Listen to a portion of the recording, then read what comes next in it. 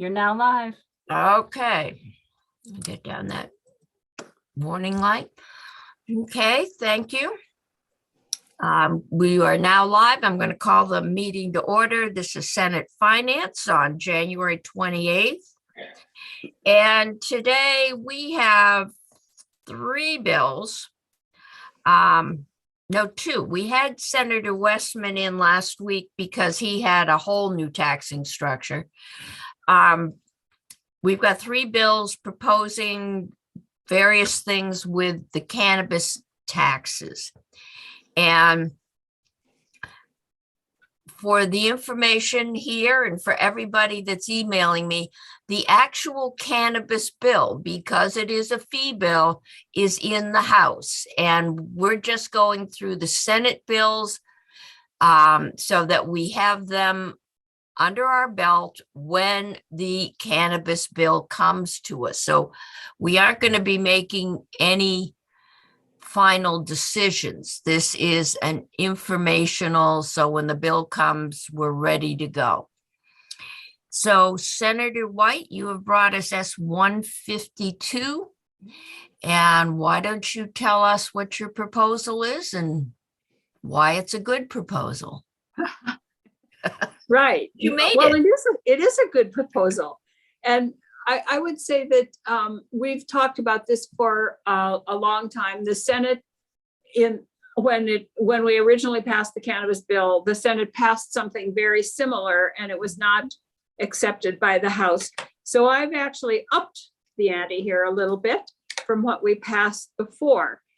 This is a new source a new revenue source for us. We probably will not see a major new revenue source again for a long time. I don't know, we might. I mean, sports gambling has been proposed. There are proposals to tax other things like services.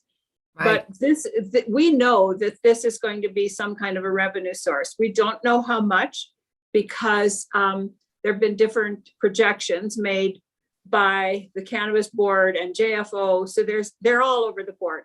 Yep. But my proposal says that the 14% excise tax that is put on the purchase should in some way reward the towns, because the towns are actually the ones that are going to deal with all the issues. It is not, the state is not going to deal with these issues.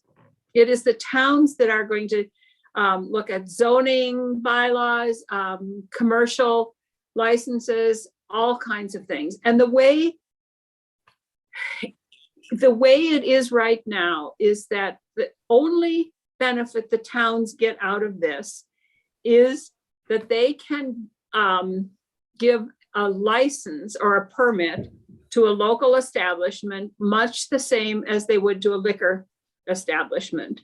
Those fees are around $100 or $150. They're supposed to be set at reasonable fees. Mm-hmm. If you have one retail establishment in your town, you're going to be able to collect a whopping $150 every year. So my proposal says that of that 14%, it should be divided 10%. No, not 10% of the 14, but the excise tax should be 10% to the state and 4% to the towns.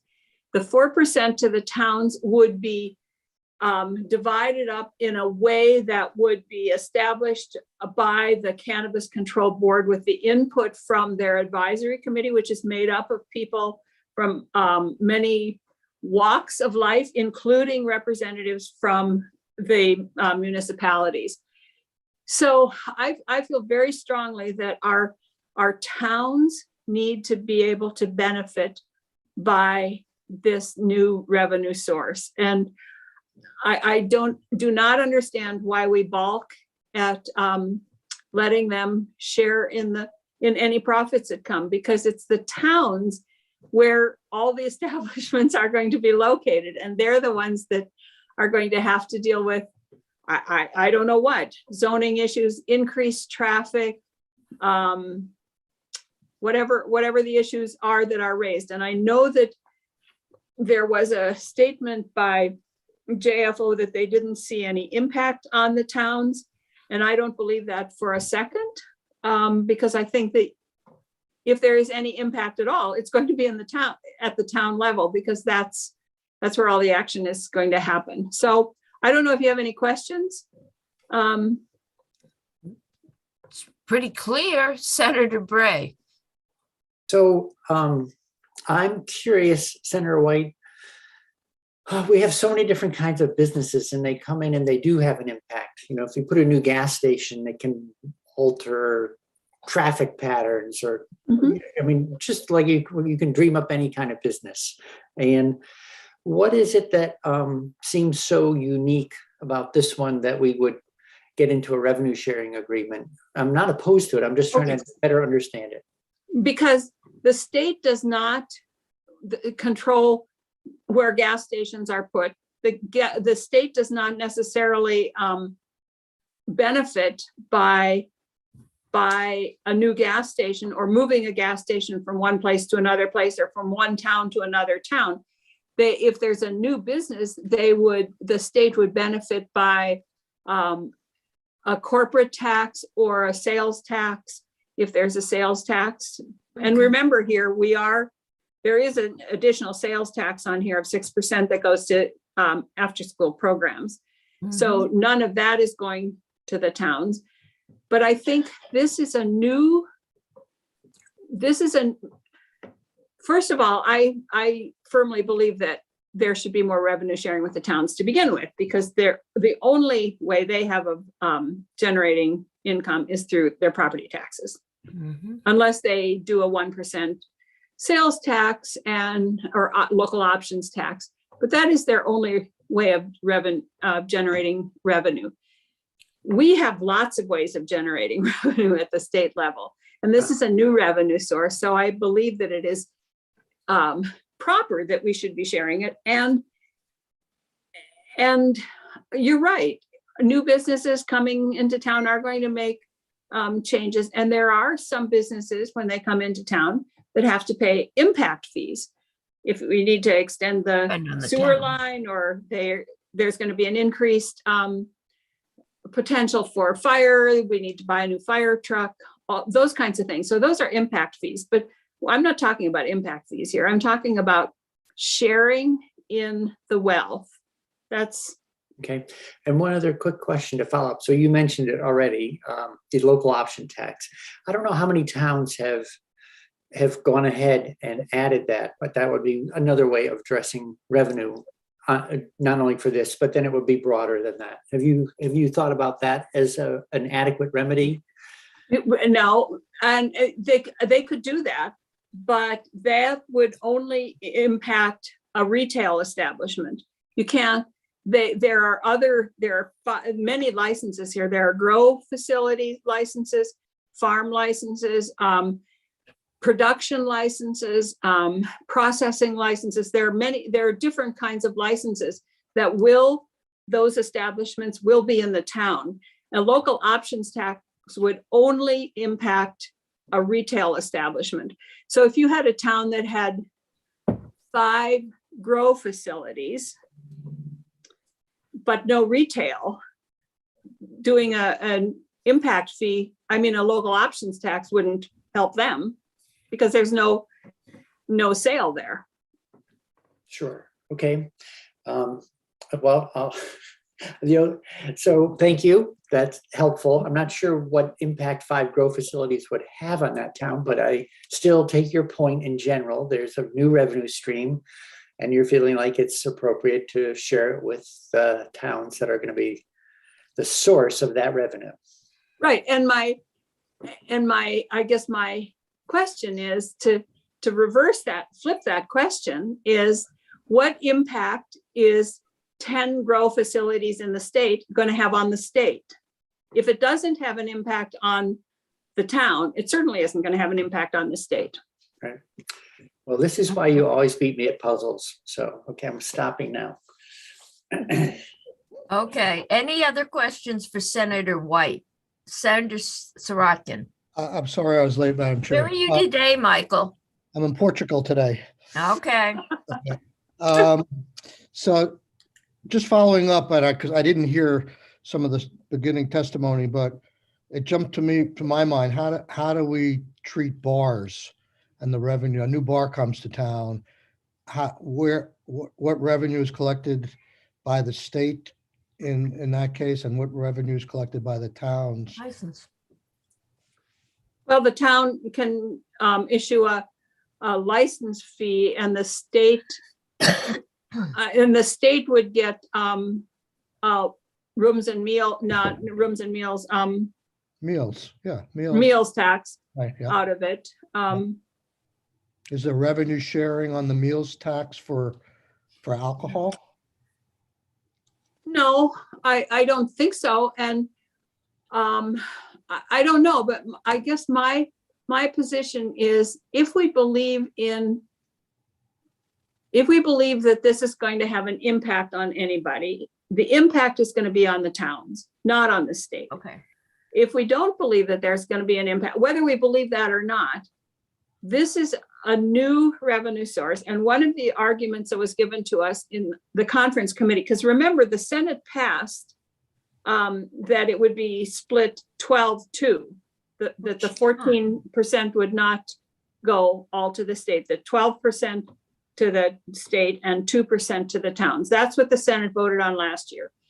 And the argument was that we believe in, the argument from the other body was, we believe in revenue sharing and we believe that we should pursue it, but this is not the place. And our contention was that this is a new revenue source. If we're going to look at revenue sharing from some other source, it is going to impact the coffers of the state because it's dividing up money that is already coming to the state. So remember, the Senate has already passed this. I'm just upping the ante here and saying not 2%, 4%. Okay. Probably the closest analogy is the liquor system, which does have state stores that come to town. Yeah. That do have enforcement issues. My daughter worked there and had an emergency button she had to wear, which when she bumped it accidentally called the town police. And we do have distilleries and wineries, and that's probably the closest thing we can look at. But again, we are just here to hear your reasoning. We're going to let you go back. Don't divide up Washington County. Oh, that's not where I am right now, but we will anyway. But if I can say one last thing, part of this is a practical thing that I think the towns are the ones that will see any impact from this. And part of it is philosophical. I just believe that the towns should be sharing in this new revenue source. Okay. Senator Bray, one last. Yeah, thanks. Are you seeing this as an important part of incentivizing towns to allow for the sale? Well, the sale is the only thing that they can vote on whether to allow or not. Anything else they can't vote on. If somebody wants to do a grow facility in town, Right. they have to, if they comply with the zoning and everything, they can't vote them out. But yes, this is why would a town vote to have a retail establishment in town if they're not going to see anything out of it? And they're not, except maybe an increase in traffic. Right. Okay. Well, we only have, I think, 5 dry towns in Vermont, and I think we lost one of them last year. So somehow towns decide to go I ahead. think you have. Okay, thank you. Okay. Thank you. Thank you. It's a good Okay. bill. Just pass it. We're still waiting for the bill. I know. All right. Next, we're going on to 154, and that is Senator Baruth, who has an alternative proposal. Uh, And a Thank much you, better Madam Chair. lobbying system, Senator. My email is out there. I don't know about the rest of the committees. your what is out there? My email to all the advocates for the state college system. Yes. Well, I can't say that I'm sad that there's You're not. some groundswell.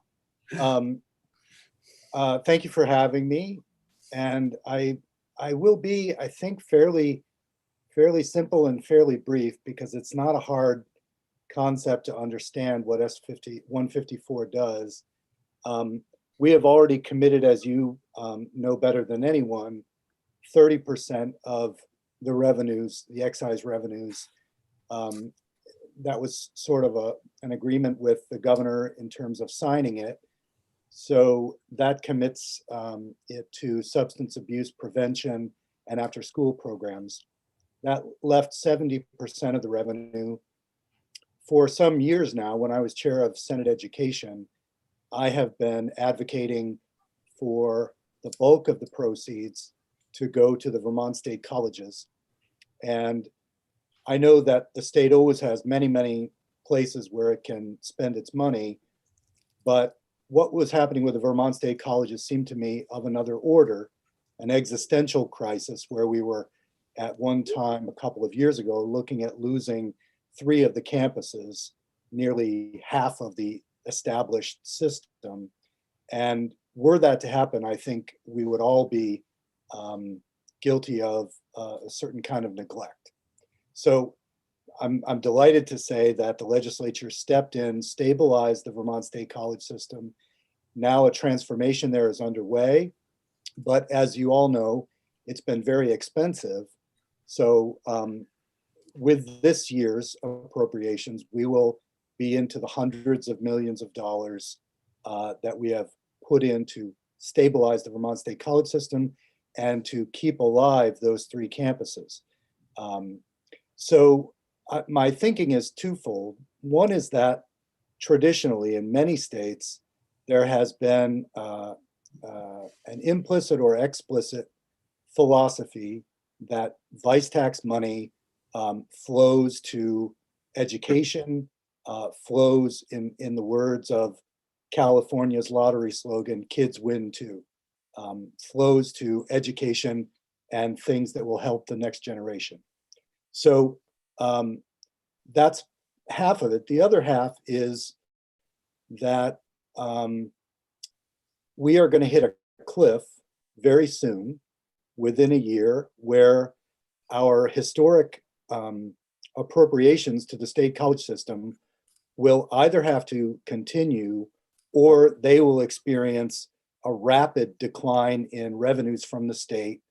And I don't believe that they're going to be ready in terms of increased enrollment at that point to go it alone without quickly sinking back to a sort of similar state that they were in. That reflects my belief that the state has always been remiss in the amount of funding it's provided for the Vermont State Colleges. So if you go to Title 16, Chapter 72, and Senator Polina is eloquent on this, we promised back in the 80s that we would supply all or a substantial part of the operating revenues for the state colleges. Over the years, we have allowed that amount to dwindle to the point where we have priced Vermont students out of that market, and we have thereby hobbled our state college system. So you'll see in the language of S154, the plan is to dedicate going forward 60% of the excise tax revenues, not to exceed 20 million per year. That language deliberately mirrors the way the 30% that's already committed is structured. So there is a cap on that 30%, and there's a corresponding cap on this 60%. That deliberately leaves 10% unaccounted for because there is very likely to be a large number of entities and senators who are weighing in on where they think the money should go. So that leaves some money, even if you were to fund my bill at the level that it asks for. The only other thing I'll say is that if you notice at the very end of the bill, there's a legislative intent section. It says it is the intent of the General Assembly that cannabis excise tax revenue used to support the Vermont State Colleges pursuant to 32 VSA 7909 be in addition to, and not a whole or partial substitution of, the historic general support appropriation made to the Vermont State Colleges, and so on. So in other words, if you were to apply the 60% to the state colleges, this bill attempts to make it clear that the intention is not to supplant what we normally do, but to add this. And that would take us very close to the average for New England higher education, which has been the goal for 20 years now, something the legislature has not been able to accomplish. So with that said, I'm happy to answer questions and or plead more loudly if that will help. Questions? You have left us speechless. Senator Bray. Yeah, I can't, it's good to see you, Senator Baruch. I don't know if there's, I know that we're just talking about the funding, but I don't know if you've looked at what's going on currently in the workforce side of things, because as we talk about economic recovery and building, the other thing that we keep pointing out over and over again is the shortage of workforce. And one of the, I think, underutilized ways of building pipelines to various trades and professions has been the state college system. So I'm just wondering if you've looked into that connection as it relates to steadier funding at a higher level. You know, that it would. Well, in the last couple of budgets, there have been scholarship programs created and strengthened at the state colleges. Critical occupations is the one I'm thinking of, where the administration came forward with a list of occupations where we were seriously understaffed. So we've, in appropriations, we're now currently adding more money to that. Similarly, there are two programs to bring more nurses into the pipeline. Those are, I think of them in my mind as emergency programs. So they are operating at different levels. One is to get students taking nursing. The other is to allow students who already have a previous degree but want to move into nursing to do that. So there are a number of programs that are being funded in large part with federal dollars right now. But the reason why this seems different to me is I'm thinking 10 years out or 5 years out, when the the sort of spigot of federal money has been shut off. At that point, absent a designated funding source, I think it's likely that the state reverts to how little can we get by with supplying the state colleges. And that mindset has led to us being among the top 3 most expensive institutions in the nation for our state college system. And that just means that, the average Vermonter is priced out of it. So they maybe take a turn to a certificate program or something else, but that isn't their desire. So I think the state has to be serious about a designated funding source. This 70% of this money remains. So that's the idea, is not to stop the critical occupations or workforce programs, but to have this be in addition to them. Okay, well, thanks. If I could say one more thing, Madam Chair. Yes, please. I meant to talk about this. There is, and I've heard it in judiciary as well as appropriations, there are a number of groups and organizations who are, I think, for all kinds of very laudable and understandable reasons, wanting to have a stream of this excise tax money go for social justice and remediation for communities that were impacted during the war on drugs. And I certainly put myself in that camp. I think some of this money should flow that way. I view S-154 as a potential vehicle for that. So let's say that 60% of the excise tax was committed to the Vermont state colleges. when we give money to UVM, for instance, a good deal of it goes to scholarships for Vermonters. I don't see any reason why language couldn't be included to make sure that of that 60%, a subsidiary percentage goes to those communities and demographics that suffered most under the war on drugs. So let's say a reduced or free scholarship program based on those social equity principles. I think that would be very much in line with what I'm thinking. I'm sure the state colleges would be excited about such a program. So you will hear from witnesses who make a very eloquent case for that. I just want to make it clear that I'm driving in the same direction, not against such voices. Okay, Senator Bray, and then Senator Sarakian. So it seemed interesting that with the relationship between, here we are, the Finance Committee talking about a new revenue stream, but where the bill presupposes an appropriation that follows. So I'm just wondering if you have talked with your colleagues in approps, and if the money were to be divided in this way, whether or not there seems, I don't know if you've discussed this there, whether or not that money would then flow through to the state colleges in the way that you hope. Honestly, we haven't had a discussion in appropriations yet about this money, believe it or not.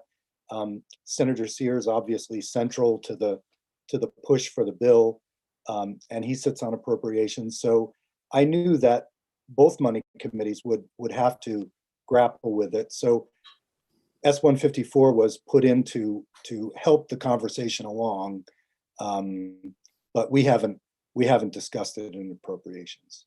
Okay, thank you. Okay.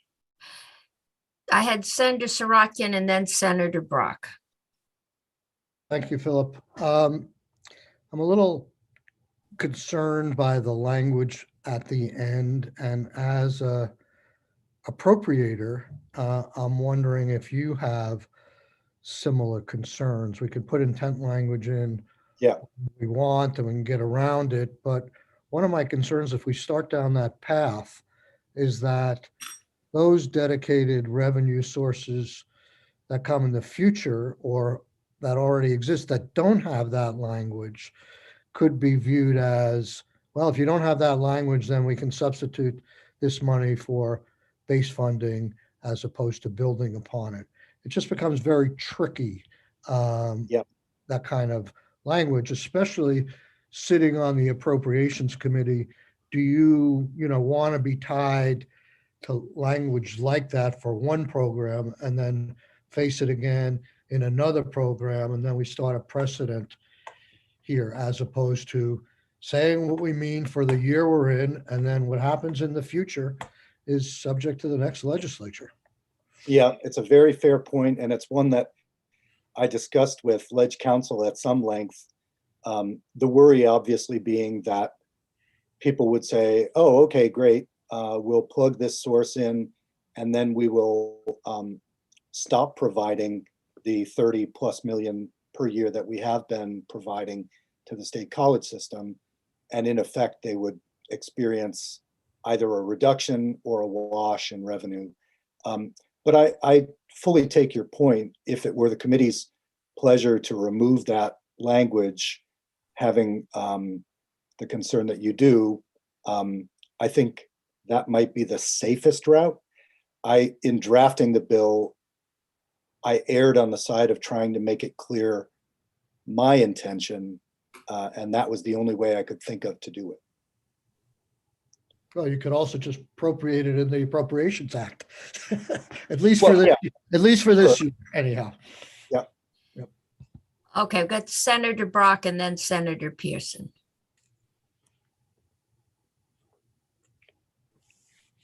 I think you're muted, Senator You're Brock. muted. There I you are. applaud Senator Baruth for bringing this forward. It's clear that, we've talked about this over and over again for I don't know how many years about the need for funding and desirably a dedicated funding source for the state colleges. And this may well be one. We certainly have to hear a lot more testimony. I am, though, a little bit concerned in the back of my mind, the assumption of so many people who are seeking funds that there's a gold mine out there in cannabis. And I have a feeling that by the time we start adding things up as to what the real costs are and adjust those costs, as we probably may, in terms of education, enforcement, healthcare, and other kinds of things related to it, that there may not be a pot of gold there after all. It's just something to put in the back of our minds. Absolutely. And had the state moved when we had the report from the RAND report, they gave us some projections based on being the first in New England, and we've obviously lost that position. So it's a good point. The liquor proceeds are 25 million a year, something like that. In my own mind, I wouldn't be surprised if we were sort of around that. But I don't know. There are other states where they've had great success, and that's just something it's impossible to know at this point. But I take the point. Okay, Senator Pearson. Thank you, Madam Chair. It just occurs to me, kind of building on Senator Brock. I think there's wisdom to this bill, in that it's going to be claimed by all manner of people, and I actually it's one of those Sophie choices that we have, but it's an enduring one, and it is contributes to kind of robbing our future and by making higher ed more and more out of reach. So I like this idea. It's not going to be a lot of money. I'm thinking by the end it's a couple million or something, if it goes through kind of under the current scheme, but not a bad idea to just kind of stake some ground and frankly prevent or just offer clarity that, and unless we do that, we will have some version of this conversation, for many, many years. And I think it's not a bad approach, just from a strategic sort of distract the legislature sense, to say, we're further dividing up where this revenue goes. Now let's shift our discussion to other matters at hand. So I just wanted to offer that idea. Okay, Senator Sorokin.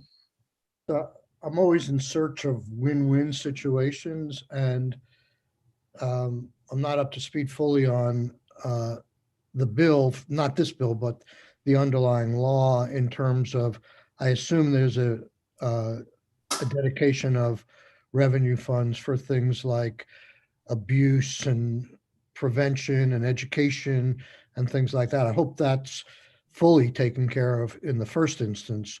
But then when you look for excess revenue and where it should go, I guess I just want to express that I would love to support the state colleges, but not necessarily entirely to meet their base funding needs, but to help meeting those base funding needs by making them the choice of services of other things we have to do that are related to cannabis. So like a preferred bidder or the dedicated educator on things. So to help their strength and vitality, but also to accomplish some of the goals and needs that will be presented by this law. So it's not a question, it's just a statement. Okay, Senator Bray. Thank you, Madam Chair. So as always, this is one of those times in committee where it's really great to hear people thinking aloud with one another. In terms of the first amongst equals, I'm thinking about this allocation or this desire to allocate to the system as that it should have a privileged position in the queue of expenses, because education is a constitutional commitment that we make. And the old system of thinking of it as, I don't know what, first through 8th at one point, first through 12th. And I think now we really have a better understanding in that it's pre-K through 16, and then even education beyond. So I would hope that we might give it a first amongst equals position, or even a privileged position because of that constitutional commitment, even though there'll be a lot of other worthy claims coming our way, I'm sure. And we don't know what the bill will look like when it arrives. Okay, Senator Hardy. Thanks, Madam Chair. And apologies for being late. So I didn't hear the entire conversation.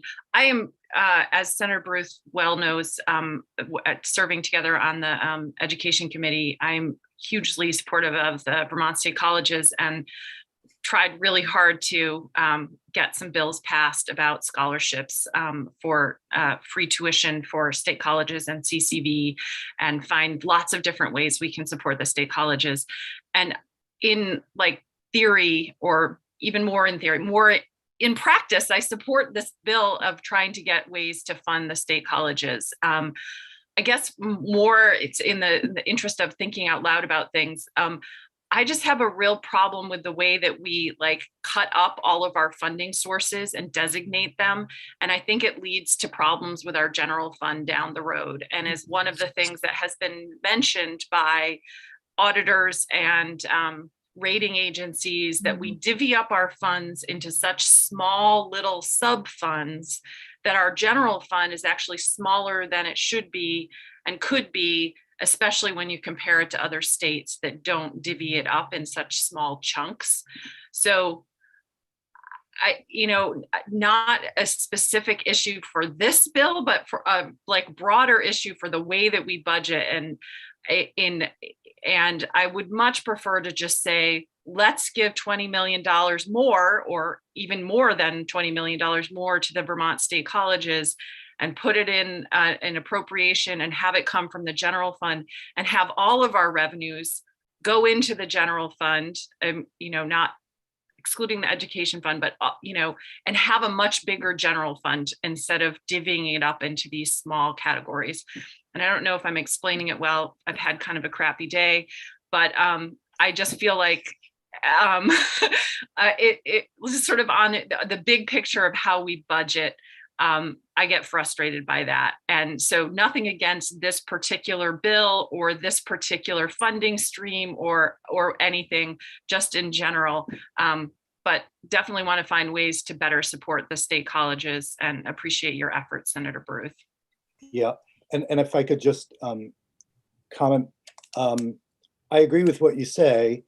I guess the one way I look at it is when I look at the amount of funding that we promised the state colleges to what we now give in terms of percentage, it seems to me, and maybe it's because I'm in higher ed and everybody feels that the target is always on their back, but it seems to me that in the appropriations process, higher ed often doesn't get its due because there's a sense somehow that faculty are overpaid, or that the institution needs to be more efficient. And so let's give them just a bit more and ask for efficiencies each year, which was the pattern for a long time over the last 15 years.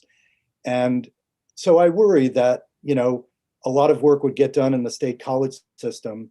And if we did just put the adult use cannabis revenue into the general fund, that ultimately we'd be back in that same place where, oh, they're doing well now, so we can cut back a little, and pretty soon we'd be there. But the other thing I will say, Senator Hardy, is I agree with you in the macro sense that you're talking about it, but also in the micro sense of the tax excise revenue. My worry is that we say, okay, let's direct it 4 different streams to 4 different recipients, and everybody winds up getting $2.3 million. And it doesn't change anybody's situation dramatically. And if anybody's situation needs dramatic change right now, it's the state colleges, even though they're doing great work reforming the system. But. Okay, thank you. And again, we aren't going to do anything until the bill arrives, and I have no idea what's in the bill, and won't until it gets to us. But some strong cases being made. And we're going to go, might get some more money out of the next topic, which is 215. Thank Thank you you, all. Senator. Go back and Appreciate it. appropriate a lot of money. Okay, All right. We're going to go on. This was Bryn Hare, I hope, is here. And we've asked the tax commissioner to come in. We've got these two proposals. They're pretty straightforward. Just tells us where we spend the money. And then we have Senator Westman's proposal, which even on the lovely, understandable flow charts is, at least in the last one, a lot more complicated. And I don't believe he spends the money. But just looking, Bryn is here. I've asked the tax commissioner, but he is not due for about another quarter hour. Bryn, do you have anything you can put in at this point that we should know about any of these proposals? Sure, I'm happy to chat with you. Maybe not specifically about these proposals, but I do have some things to say to you. Good, yes. Okay, good. So good afternoon, committee. Very nice to see you and be with you. Bryn Hare, from Executive Director of the Cannabis Control Board. So I'll just start out by saying that it really isn't we don't see it as the board's purview to dictate how the legislature decides to spend this excise tax revenue, unless it's for objectives that are sort of directly relevant to our mission. And one really mission critical objective for us right now is that we're able to carry out our legislative mandate, which is to safely, equitably, and effectively stand up and regulate the adult use and medical use cannabis market. So the board is going to have some operating expenses that are associated with that objective. And I think I've spoken with this committee about our fee proposal. And so you'll remember that given the fee structure that we proposed to the legislature in our October 15th report, our goal was really to encourage participation in the market by small entrepreneurs. And that was a direct legislative objective of our enabling legislation. And as a result, our fee proposal, which passed out of House Ways and Means Committee earlier this week, we will in all likelihood need a portion of general fund revenue to support our regulatory work. We will not be able to be entirely fee supported given what our fee structure looks like, which, as I mentioned, is directly related to the legislative objective that we created. We really foster a diverse marketplace that supports small businesses. And having said that, most other states that have adult use cannabis regulatory agencies do partially fund those agencies with a portion of the tax revenue. In fact, I don't know of a single one that doesn't. And interestingly, to Senator Hardy's point, New York is an example of a state where all of the fee revenue and the associated cannabis tax revenue goes directly to the general fund, and their regulatory agency goes to the legislature every year and kind of negotiates their budget based on how much fee revenue and tax revenue has gone into the general fund. So it was a part of our October 15th report that given our fee proposal, we were sort of asking for a portion of the excise tax revenue. Obviously, it doesn't matter to us if it's a portion of the revenue, although that does seem like a logical way to support the regulatory operations. But having said that, it really is not, it's not the board's duty to direct how the legislature directs cannabis revenue. However, we have issued a couple of recommendations in our various legislative reports regarding the revenue, apart from what we've requested for our budget. So as I mentioned, we submitted a report on October 15th, and that report dealt with a whole lot of things, primarily our fee proposal, but it also did issue a recommendation that 1% to 2% of the excise tax revenue be apportioned to municipalities that host a retail cannabis establishment.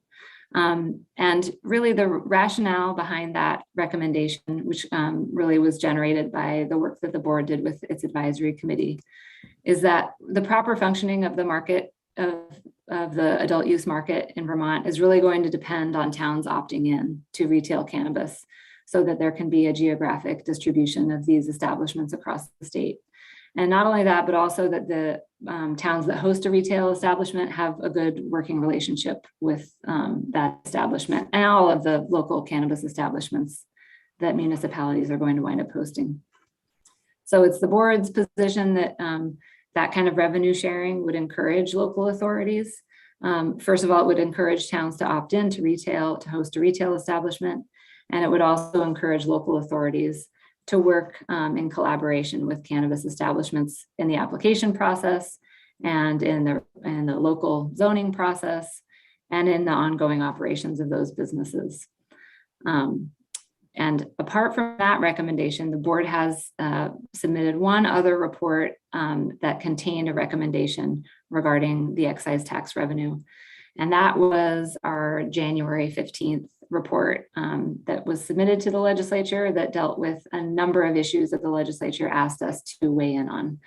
And one of them was a report on the work that the board did with various other state agencies on identifying existing technical assistance and educational programming that could be leveraged by the board to assist social equity applicants that apply for a cannabis business license. So we did submit a recommendation in that report that came from our advisory committee.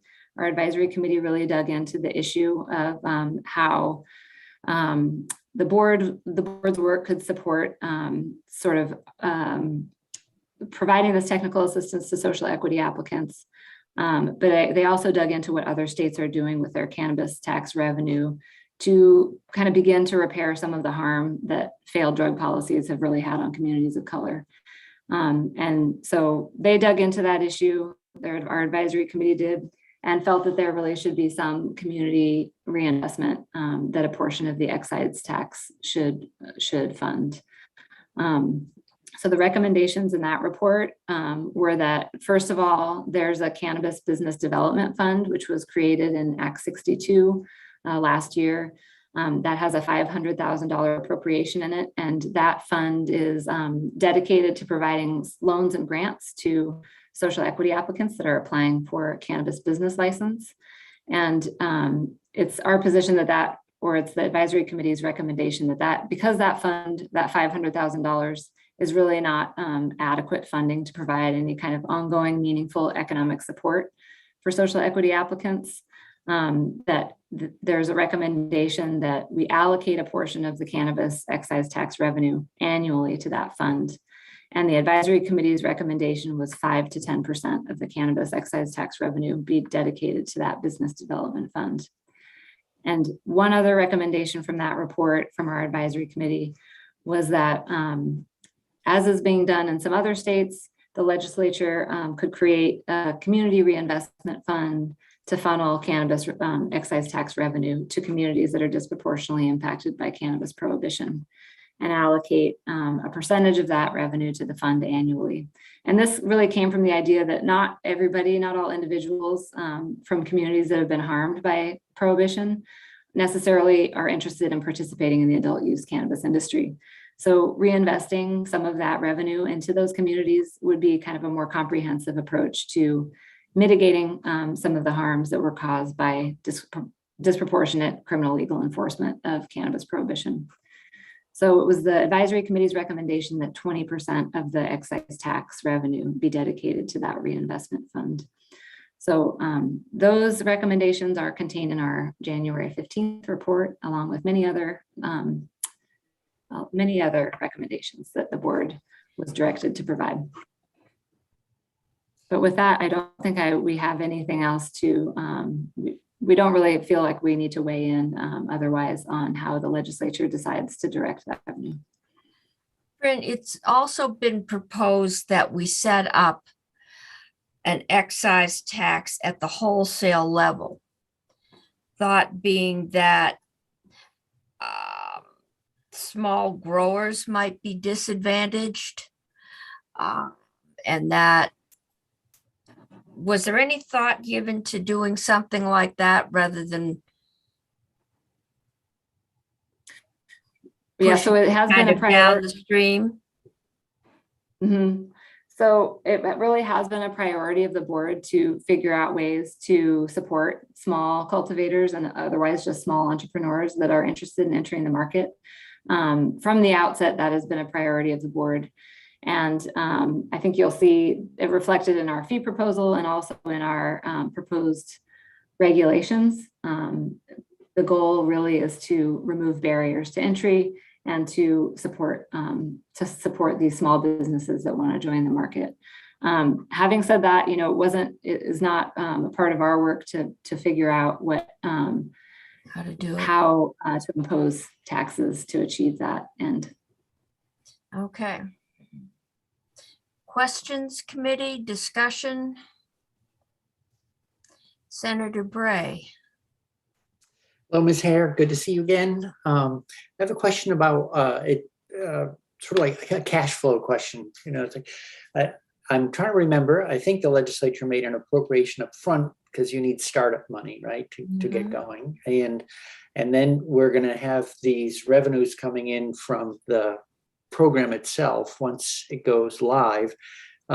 There's been some talk about, well, you might not need to be fully staffed because it will take some time for that whole market to grow and develop.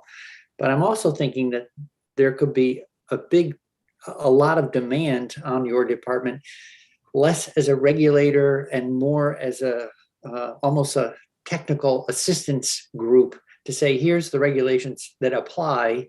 I mean, I've seen this in the Agency of Agriculture, Food and Markets. They regulate meat cutting, but they also, because they know the regulations so well, they turn out to be advisors to those who are starting businesses. And so to come all the way back around to the beginning, do you feel as though you're going to need to be fully staffed from the outset, because although you might not be regulating a mature market, you'll be helping that mature market form? Yeah, thank you. Thanks for the question. And you're absolutely right. They're built into our enabling legislation is a lot of requirements for technical assistance and support. And that will be very much a part of what we are responsible for doing. And I have requested, as I think this committee knows, part of our budget adjustment request was 11 positions, which we see as really being the kind of skeleton of what we need to achieve our legislative objective. The House Appropriations Committee did give us 3 positions in budget adjustment. And I know that Senate Appropriations is working now on that portion. And I do believe that their goal is to give us additional positions. I did provide them some information about how we could stagger our staffing. As this committee knows, the rollout is taking place, the rollout of our licenses takes place from April up until October. October is kind of the last set of licenses that we are required to issue, which are the retail licenses. So I did indicate that we could wait on a couple of our compliance staff until the summer, because not all of our licenses will be issued immediately. But it's true that we are scheduled to issue our first set of licenses in May, which is coming right up. And just as a reminder, currently we have 4 staff that are working on setting up this market and getting ready for the applications to roll in. So I hope that answers your question, that yes, we would. I do think we have really immediate needs to provide everything we need to provide over the next several months, including educational support for people who are looking to apply. And if I can say one more thing, it's that our application, what will be required in our applications is pretty extensive. And I don't think it will be an application that will be very simple for your average farmer to fill out. For example, there will be quite a few requirements. So I do think it will be a big part of our job to distill what's contained in our application and contained in our regs into very digestible information for folks. So, okay. Yes. not edible, but digestible. I got it. Great. Well, so startups, I mean, the biggest reason startups fail, as best I know, is undercapitalization. So I hope that you get the staff you need to really stand up an outstanding program. And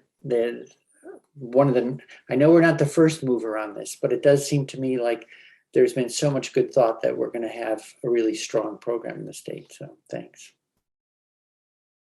Thank you. Okay. Bryn, I don't know how many times I've voted on this bill in the Senate, more than once. And I'm not quite sure what the final iteration was, but the thought that cannabis that's sold in Vermont will be grown in Vermont, or because if we aren't issuing licenses until October, unless we're expecting everything to be done under grow lights, that we aren't going to get a crop until the next spring. Yeah, that would definitely be true. So only the retail licenses are scheduled to be issued in October. Our small cultivator licenses that's the first window to open. So we are scheduled to open our application window for small cultivators in April and issue those licenses in May. So that was contemplated in the final form of the legislation as it passed. Yeah. So we will have a grow season before we have retail. All right. Okay, Senator Pearson. Where'd you go? There you go. I pulled a Brock there, hit the wrong button. Bryn, are we still slated to have integrated licenses open up sooner than that? As far as you know, or I mean, I suppose it depends on our fees and stuff, but recall the transition started there. Yes, so you're right. The first application window, that April window, opens up for small cultivators, testing labs, and the integrated licenses. Yes, so that will start up, and that I think was a portion of the enabling legislation that was specifically intended to make sure there was product on the market when all the retail shops were scheduled to open.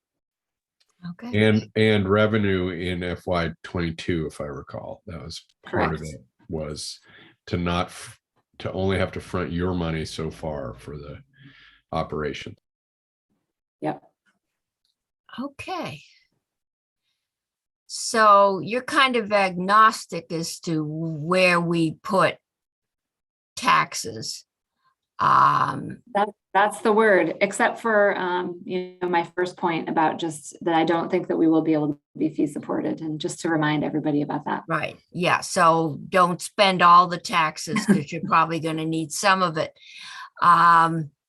which is the problem with dedicating certain dollar amounts or percentages until at least we have a track record and know what kind of needs we're going to need, what it's going to take to run the program. And we won't know that until we do it. Okay, any other questions? All right. Thank you. That was helpful. All right. And I saw Commissioner Bolio pop up momentarily. Commissioner, welcome. Thank you, Madam. We thought we've got 3 proposals. 2 of them are just different ways to spend money, so you probably don't get into that. 2 of them are we've been talking about for quite a while: an excise tax, sales tax. That would give you a chance to tell us anything you think would be good, bad, or indifferent about that system. But then we have 215, which proposes an excise tax at the wholesale level. And at that point, the flow chart gets a little wavy, and we thought we'd give you a chance to kind of chime in that is there something in that system the tax department would have a difficulty with? Yeah, thanks, Madam Chair. Craig Bolio, Tax Commissioner. So I must admit, I haven't spent a ton of time thinking about, adding the wholesale level tax. I will say you are correct. I think more about collecting the money than spending it.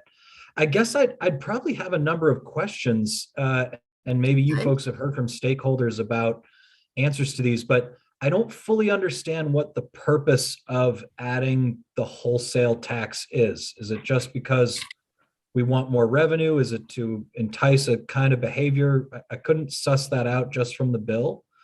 But I mean, it does.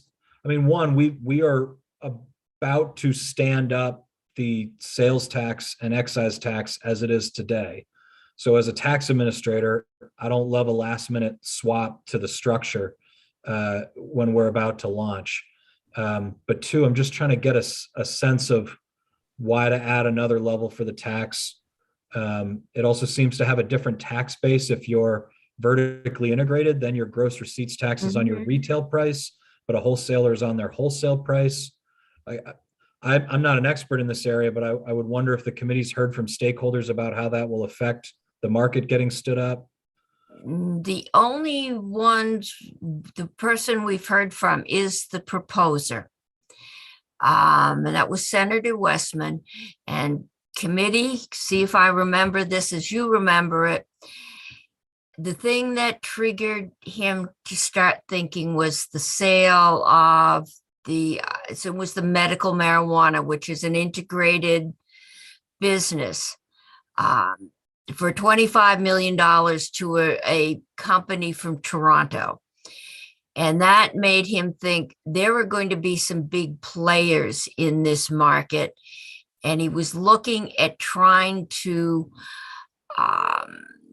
equalize the competitiveness he says, we keep talking like we're going to have a lot of little farmers, a lot of whom may have been growing before, and that they're going to be selling into these big wholesalers. And I think part of it is he was concerned that they were going to be left out of the market if a couple of big players jumped in. And Senator Pearson, you're my expert on this. Did I get it half right? I think you're right, Madam Chair. It's modeled after what we used to do for in-states for small spirit producers. They were less taxed than absolute vodka, for instance, and it was an attempt to equalize or benefit the very small actors in the face of larger, deeper pocketed scale businesses. I think in insurance, we'd call those alien businesses since they're outside the country. But yeah, and I think that's probably something that most of us would like to do.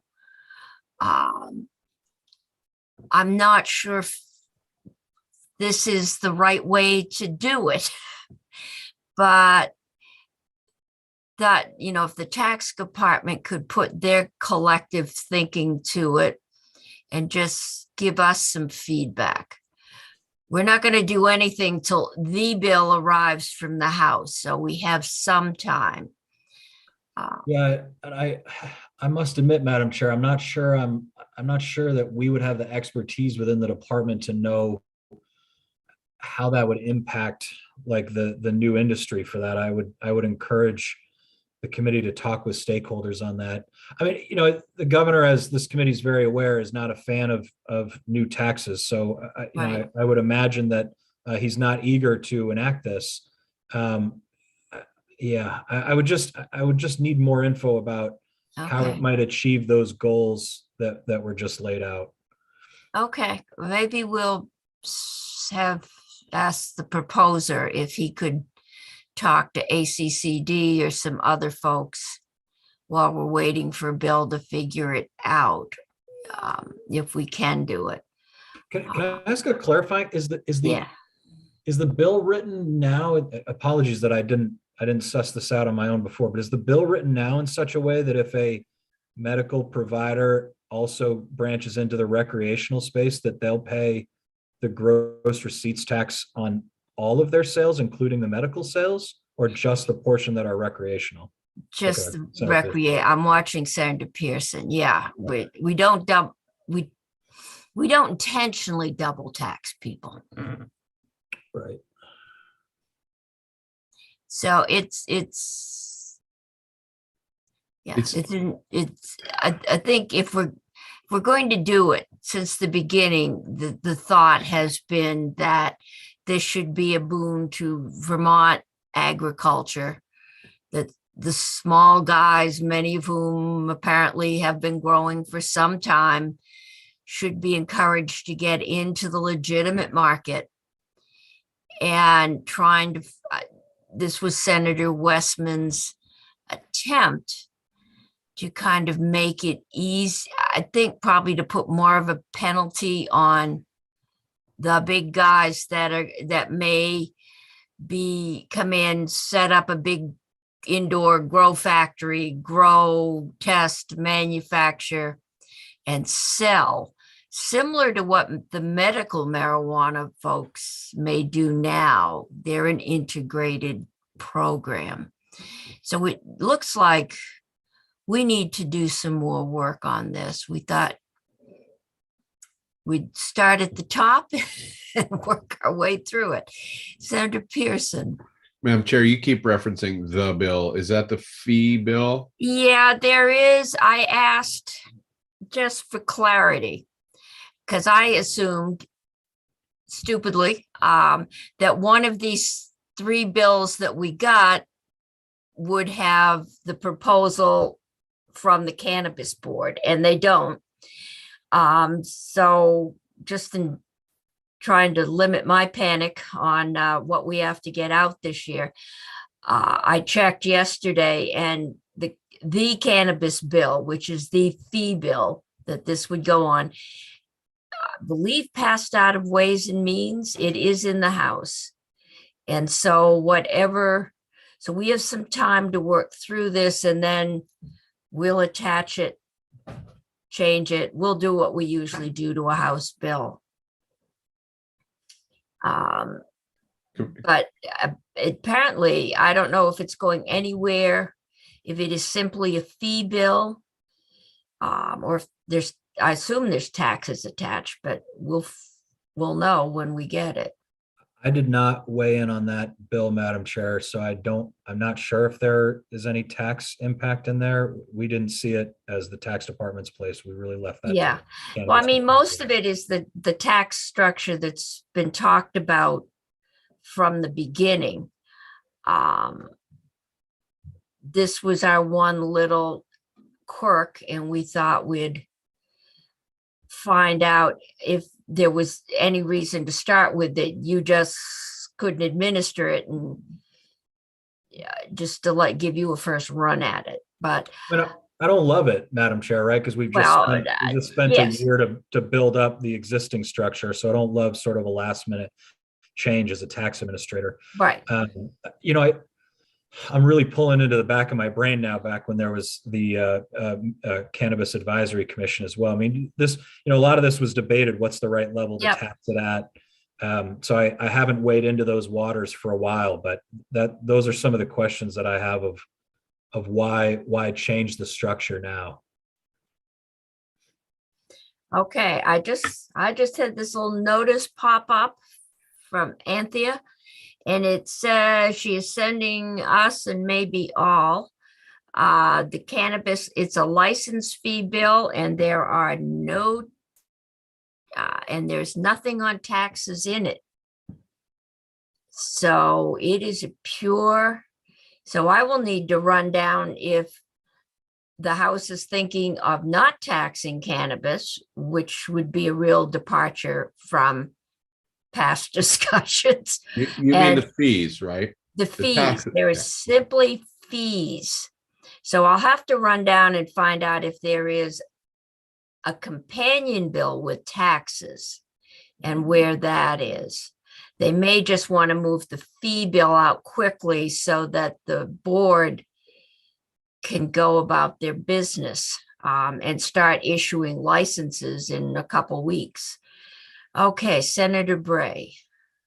I don't have the Senator Westman's proposal in front of me, but I know that when finance has gone through more than one iteration of the distillers bill, and one was to reset the thresholds, and another provision that proved to be problematic, and I'm raising it just in case we end up going this way so we don't replicate the problem, was it became retroactive to the first dollar earned, as opposed to you cross a threshold and then every additional dollar was taxed. And I think, so I don't, just wanted to flag that. The other thing is perhaps for the commissioner's peace of mind, it might take some time before anyone would ever cross the threshold. So although I certainly understand the attraction of not having multiple taxation systems going for the industry, but at least we might have time until anyone ever earned enough to trigger the provisions. Yeah, from a practical standpoint, that helps, Senator, if it came that way. My understanding is just that the bill is retroactive as it's written now. S215 is what I had referenced, that it Okay, applies we like to will March. walk through that much more closely before we decide to do anything. And just to preserve the reputation of finance, most of those manipulations with small brewers and distillers was done by economic development, I being one of the guilty parties at one time. But again, it was all in trying to support our taxing and fee structure was based on Budweiser, and some now we had, local brewer who's brewing, 50 bottles a week, and trying to ramp them up before hitting them with the tax that had been set up after Prohibition for major players.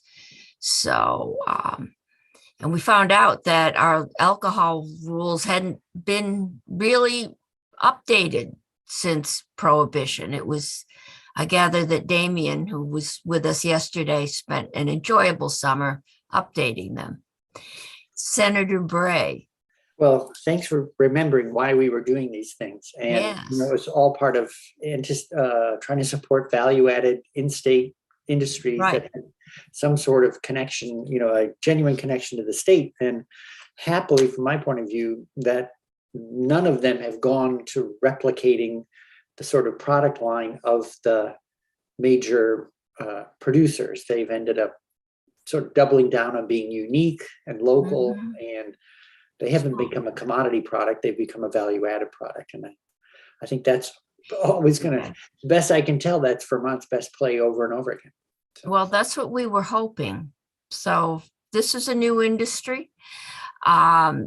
We will have further discussions with Senator Westman and see if he can help us think through why he chose this route. And we will keep working on it. Senator Pearson. Well, just a salient point that I'm remembering the more we talk about it, there's two dynamics. There's that the integrated licenses are integrated. So they put the seeds in the ground and sell, or take, possess the profit, if you like, all the way through. And they get started earlier, and they're allowed to have quite a big canopy. So Senator Westman, I believe, described a fear that their scale would allow their price point to be less than anything a small producer could compete with. Now, so by adding this excise tax to those producers, maybe trying to level the field a little bit. I do think, though, it's worth remembering that we mandated that those integrated licenses get at least a quarter of their product from small growers. So We Okay. have already kind of looked at this. Whether or not we'll succeed, I don't know. But the law is sympathetic to the dynamic that he's trying to address and has this strategy to address. Okay. So we will, let me see if Anthea would come back and talk to us.